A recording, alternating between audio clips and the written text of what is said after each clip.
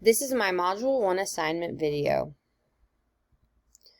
Some of my personal beliefs about reading. I think that reading should be fun. Kids shouldn't want to hear reading time and go, ugh, I don't want to read. Like, they should be super excited to read. And I, as a teacher, need to make it exciting, make it fun and different for them. But kids should also be challenged when they're reading. They shouldn't be reading the easiest book or just looking at the pictures, but they also shouldn't be asking me what every single word in the book is. There needs to be a line that the students know what's right for them and maybe what might be too challenging or too easy for that time. I also think that reading should be done at both home and school. And I know that's not feasible for every student based off of home conditions and different things about that.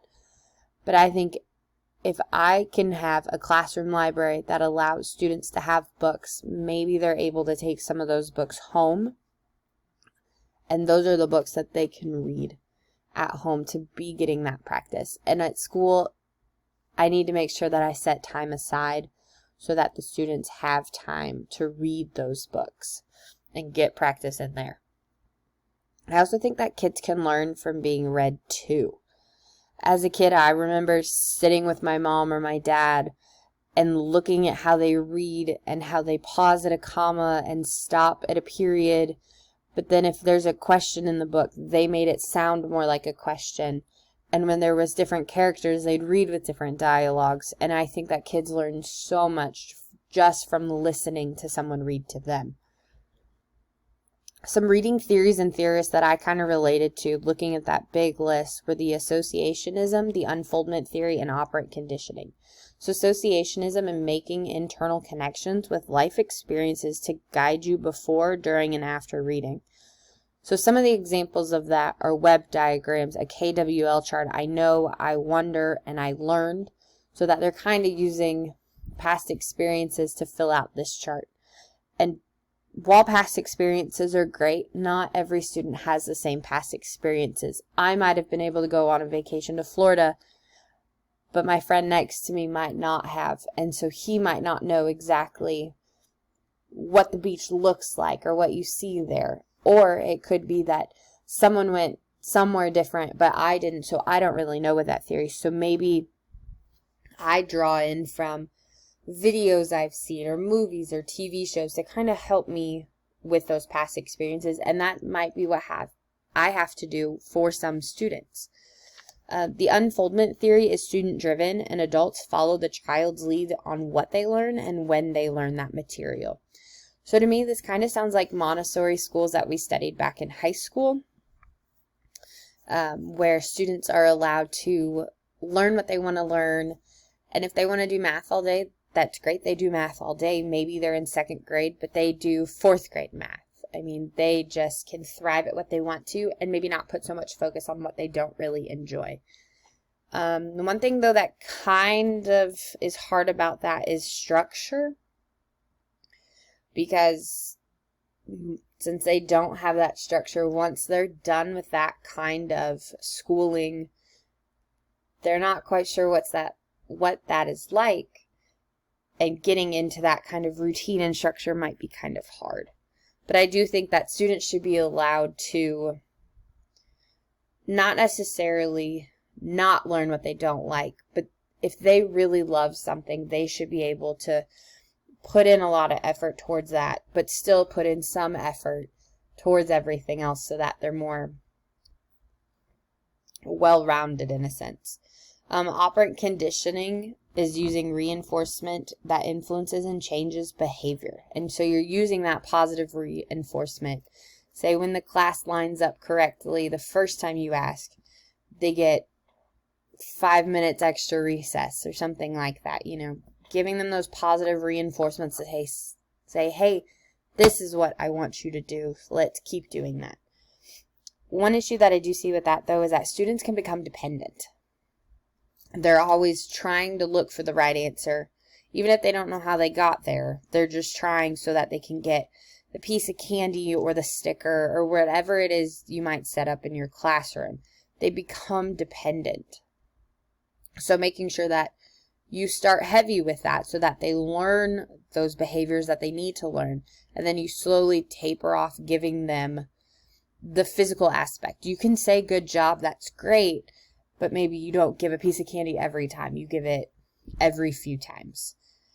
And then you might also have students emulating others' behaviors. So if you have a kid who's always talking, they see the student next to them who is sitting quietly, has their materials ready to go, and they get something positive for it. But the other student who's not ready, who's talking, who might be up and out of their seat, they don't get anything. So they see what they should be doing and that this person is getting something for doing that. And then they start to emulate those behaviors. Bonding with students, I think this is super critical that first few days of school, because these students are thrown into a new classroom with some kids they don't know, a teacher they don't know. It's a new grade level. Everything is so just different for them that they need something, and you can be that something for them. So getting to know you activities, I've seen teachers do them at open houses and the first week of school with parents. Parents fill them out, and then maybe the students do another one the first days of school so that the teacher's able to see how the parents see their student and then how the student sees themselves. Attending student events, if there's a school basketball game, attending that. If there's a music concert, attending that you show your students like, hey, I'll show up for you. You show up for me and you do the learning in my classroom. I'm going to come support you and what you enjoy doing. And that also kind of relates to finding shared interests with your students. So maybe you bond over dogs or what you do on the weekend or different books or subjects. Finding those things that you and your students both like and that you guys can talk about. Might also help you with my last point is spending one-on-one time with them. In a classroom that's going to be hard with all the students that need you for everything, but making sure that your students know if, hey, I want to talk to her about this, or I need to talk to whomever about this, you can talk to them and they can talk to you. Classroom community is really big, and some of the classes I've been in have really focused on these two aspects, and I think that's really what I'm going to try to focus on in my classroom, is respect and patience. So with respect, the respect doesn't always have to come from the students to me, but the students to the students, and most importantly, I need to respect my students. So the respect goes all the way around. And without respect, nothing really would get done. And patience. We all need to have patience for each other. Students especially, if someone's working slower than they would like to finish an assignment maybe, and they just want them to get done so that maybe you could go to recess or you can do whatever. They need to have patience.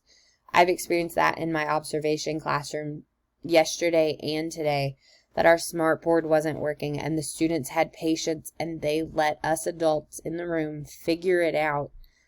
And they sat there quietly. They knew what to do, gave us the patience so that then we could continue on with our learning for the day.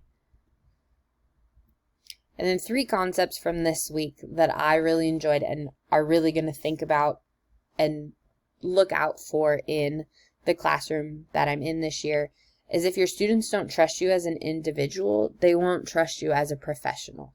If I can't get them on a personal level to like me, I can't have their respect and their trust as their teacher. So I need to make sure that I show them that I trusted them, and it's that two-way street. Another one is using wall space to my advantage. I have seen this in classrooms where there's nothing and the teacher pulls up a chart for this and a chart for that and a chart for this and a chart for that. And then the students are asking later on the day, can you pull this chart up or can you pull that chart up? Maybe putting those charts on the wall would be an advantage in that situation. And they don't have to be up all the time, but if they're up there for a while and students then are familiar with the information on them, then you might be able to take them down. And then being patient with English language learners or anyone who speaks a foreign language in your classroom, that has to be tough, is all I can say, because they're thrown into this situation where they're not in control anymore. They really don't know what they're learning, and they're getting the English language thrown at them, which is a difficult language to understand. So making sure that I give them respect and patience, especially patience, when doing their homework or talking or doing whatever, should help them start to learn the language a little bit more. And even if we have to use a pocket translator or something like that to kind of bridge the gap for a little bit, it won't always be like that, and soon enough they'll know the language. I can't wait to see everyone else's posts for this week.